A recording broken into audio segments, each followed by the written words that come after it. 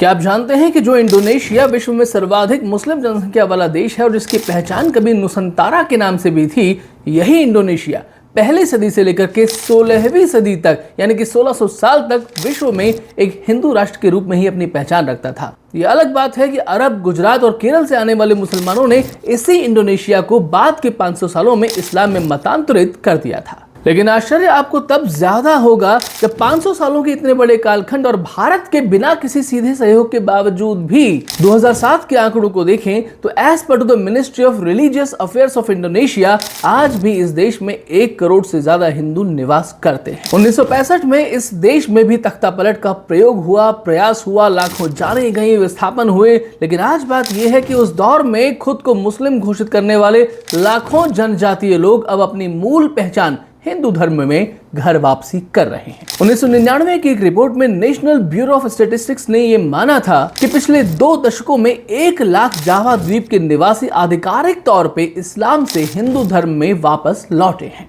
साथ ही हमें यह भी पता होना चाहिए कि जावा संसार का सबसे बड़ा मुस्लिम बहुल द्वीप है। इसी जावा में आज भी जब किसी की मृत्यु होती है तो स्मारिका शिला पर रामायण और महाभारत के कुछ श्लोक लिखे जाते हैं। 10वीं सदी के परमबरन मंदिर में हर दिन रामायण आधारित एक नृत्य नाटिका होती है। इंडोनेशिया के निवासी खुले तौर पर आज भी ये कहते हैं कि इस्लाम हमारा मजहब है लेकिन रामायण हमारी संस्कृति।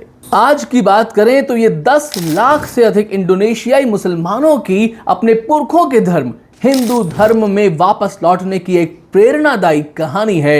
ये हिंदू पुनरुत्थान का दौर है।